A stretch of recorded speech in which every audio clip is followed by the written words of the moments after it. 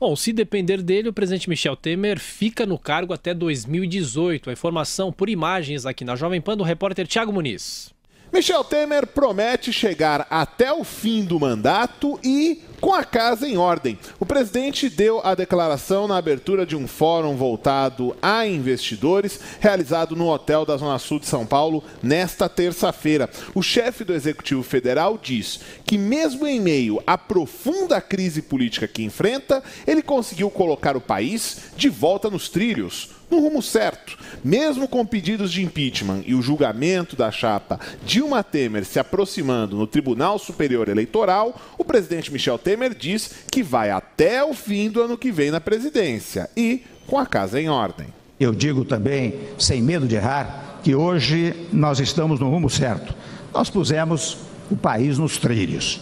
Quem apanhar a locomotiva em 2018 encontrará os trilhos no seu lugar.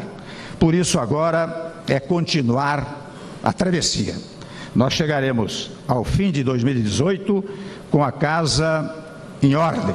O presidente disse ainda que não vai titubear para manter a ordem e o progresso em episódios como os de Brasília na semana passada. Na última quarta-feira, Temer autorizou que as Forças Armadas fizessem a segurança da esplanada dos ministérios depois que uma manifestação contra as reformas se transformou em quebra-quebra. Um dia depois, o governo voltou atrás. Mas o presidente Michel Temer disse que não vai hesitar em manter a ordem e o progresso, apesar de não dizer exatamente como faria isso no caso de uma outra manifestação. Aliás, quando forem físicos, como aconteceu em Brasília, nós não titubearemos. O nosso lema é o lema da bandeira: ordem e progresso. Quando há depredação e coisas dessa natureza, nós tomamos medidas saneadoras, embora por pouquíssimo tempo, para que se restabeleça a ordem no nosso país. O presidente Michel Temer deixou o evento sem dar entrevista aos jornalistas presentes. Professor Velo, o que mais falou ontem foi em reformas e o presidente insistiu na tese dele de que colocou o país nos trilhos. A questão toda, ele tenta identificar, é uma estratégia de sobrevivência, né? É uma longa agonia do governo e que vai ter reflexos diretos da recuperação econômica.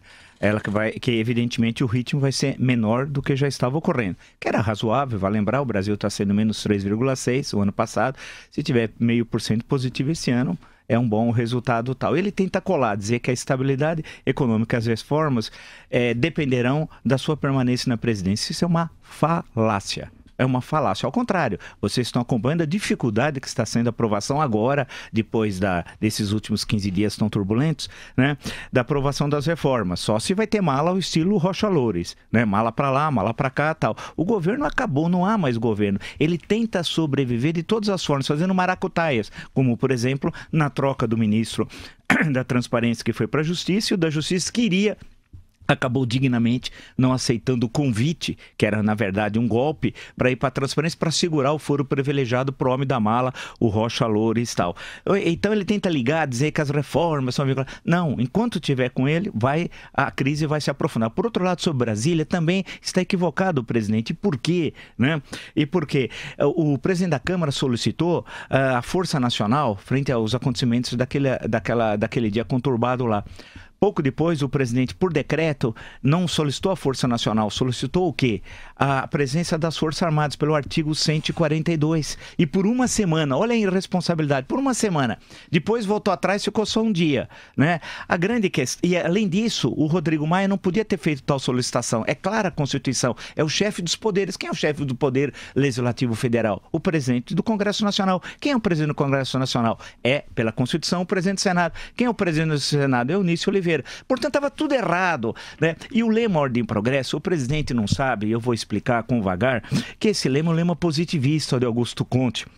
Foi, acho que, a única marca positivista que acabou ficando na República, foi na bandeira, porque a Constituição republicana, a primeira de 1891, não há um conceito positivista, é uma Constituição liberal no sentido do final do século XIX e tal. E a maior parte dos republicanos brasileiros, desde a Convenção de Itu de 1873, que eu não sei se o presidente sabe, não tinha positivismo coisa alguma e tal. Então ficou só o Ordem e Progresso, que é uma passagem do Augusto Conte e tal. E é bom lembrar ao presidente que o contismo, ou seja, o positivismo é ultra-autoritário, é o oposto do liberalismo. Portanto, não pode sustentar um governo sob a égide da Constituição de 1988. Em resumo, presidente, está tudo errado. Está tudo errado a sua ação administrativa, o cuidado da coisa pública e sua interpretação histórica. É aquilo que eu sempre digo, a elite política brasileira precisa estudar. A gente não aprende por osmose, pondo o livro embaixo do braço. Tem de ler, e isso demora anos. Isso não é num toque no Google. Isso demora muita reflexão. Portanto, presidente, ordem e progresso, vou explicar bem devagarzinho. É um conceito de Augusto Conte, que é uma leitura, evidentemente, do executivo forte, legislativo não interessa, autoritarismo, que foi adotado no Rio Grande do Sul, não sei se o senhor sabe, tem um sujeito chamado Júlio de Castilho, estou falando bem devagar para entender, que é o símbolo, o castilismo do autoritarismo, que vai influenciar Getúlio Vargas e os episódios de 1930. Portanto, o lema ordem e progresso, presidente, bem devagar, não tem nada a ver com a Constituição de 88. O senhor que escreveu sobre a Constituição, eu lamento que o senhor não conhece nada de história.